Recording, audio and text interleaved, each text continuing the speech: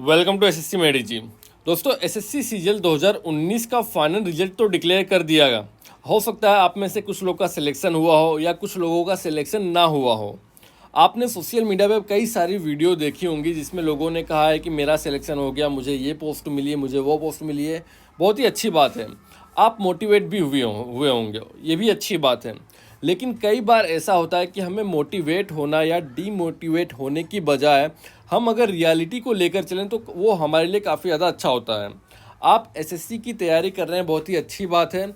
लेकिन अगर आप गलत धारणा के अनुसार तैयारी कर रहे हैं तो आपको उसका खामियाजा भुगतना पड़ेगा। इसके अगर उसके बजाय अगर आपको सही में रियलिटी पता हो कि एसएससी की रियलिटी क्या है, अगर आप उस रियलिटी के अकॉर्डिंग तैयारी करेंगे तो आपके लिए बेनिफिट होगा।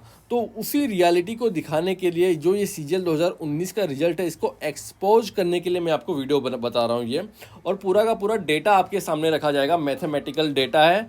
आप उससे आपको सच में जो चीज़ें सामने हैं कि ये रिजल्ट की रियलिटी क्या है एसएससी सीजीएल 2019 की, वो आपको पता चल जाएगा। लेकिन उसके पहले एक छोटी सी अपडेट है कि 24 अप्रैल को एक फ्री टेस्ट सीरीज अनाउंस की गई है अनअकैडमी के द्वारा एसएससी और बैंकिंग सभी एस्पायरेंट्स के लिए।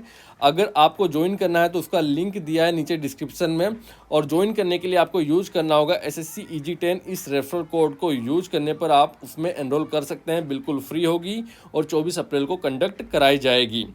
अगर हम बात करें एसएससी सीजीएल 2019 के रिजल्ट की, तो आप ये यहाँ पर देखिए, एक सर्वे कराया गया है। सर्वे में ये सामने आया है कि सीजीएल 2019 का जो रिजल्ट आया है उसमें जितने भी लोग सेलेक्टेड हैं उसमें 67.06% जो लोग हैं ऑलरेडी एम्प्लॉयड हैं, मतलब ऑलरेडी उनके पास जॉब है। ठीक है। और जो मात्र 32.94% ही ऐसे स्टूडेंट हैं जिनके पास जॉब नहीं है।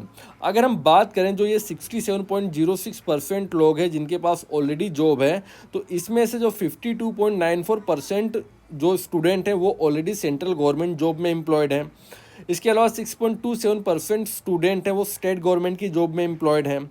2.75% लोग प्राइवेट जॉब में एम्प्लॉयड हैं।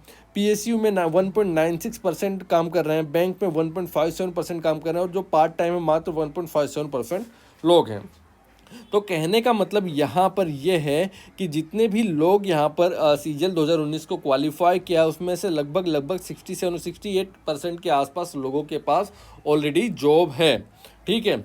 अब यहाँ पर एक डेटा जो निकल कर सामने आ रहा है, और उसमें से जो इस 67 में से जो 52.94% स्टूडेंट वो खाली सेंट्रल गवर्नमेंट की जॉब में ही एम्प्लॉयड हैं।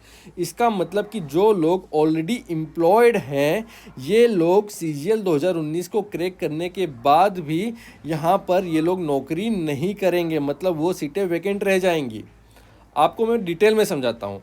जो आप कहेंगे जो लोग ऑलरेडी सिलेक्टेड हैं वो लोग सीजीएल का एग्ज़ाम देते ही क्यों हैं, उसके कई कारण हैं। कुछ लोगों को होम पोस्टिंग चाहिए होती है, कुछ लोगों को जो डिजायर्ड पोस्ट होती है वो उनको पहले नहीं मिलती है, इसलिए वो फिर से एग्जामिनेशन देते हैं कि जिस पोस्ट की उनको लालसा है, जिस पोस्ट की उनको डिजायर है, वो पोस्ट उनको मिल जाए। तो इसलिए वो बार बार एग्जामिनेशन देते हैं। लेकिन प्रॉब्लम ये है कि जो ऐसे सेलेक्टेड स्टूडेंट अगर बार बार एग्जामिनेशन में अपीयर होंगे तो क्योंकि उनके पास एक्सपीरियंस है तो वो एग्जामिनेशन को आसानी से क्रैक कर सकेंगे एक नए स्टूडेंट की कंपैरिजन में।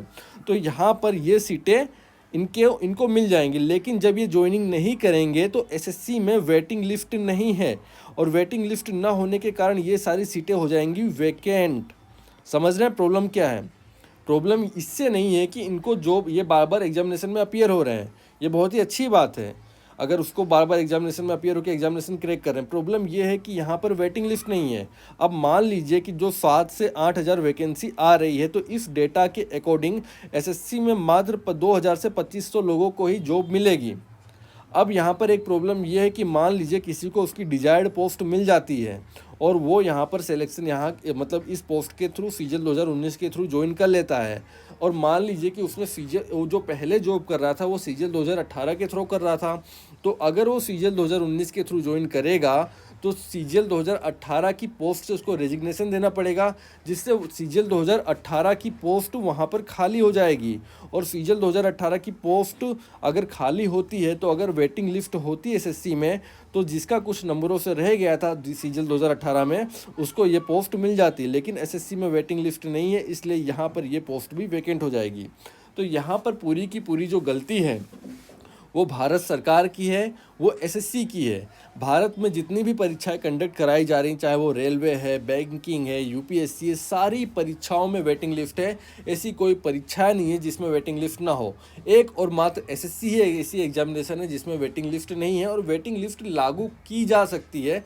थोड़ा डिफ़िकल्ट है, लेकिन उसका भी रास्ता निकाला जा सकता है अगर इच्छा शक्ति है तो। अगर इच्छा शक्ति नहीं है तो ये जो स्टूडेंट्स के साथ नाइंसाफ़ी है वो चलती रहेगी। मुझे जो लोग सिलेक्टेड हैं उनसे कोई प्रॉब्लम नहीं है, लेकिन जो वेटिंग लिस्ट न होने के कारण जितने भी मेहनती स्टूडेंट हैं, जो हज़ारों पोस्ट वैकेंट रह जा रही हैं, उसकी जगह लोगों को जो प्रोवाइड कराई जा रही है उन पोस्ट को भरा जा सकता है। लेकिन एक लापरवाही की वजह से एसएससी की और गवर्नमेंट की इन पोस्ट को भरा नहीं जा रहा है।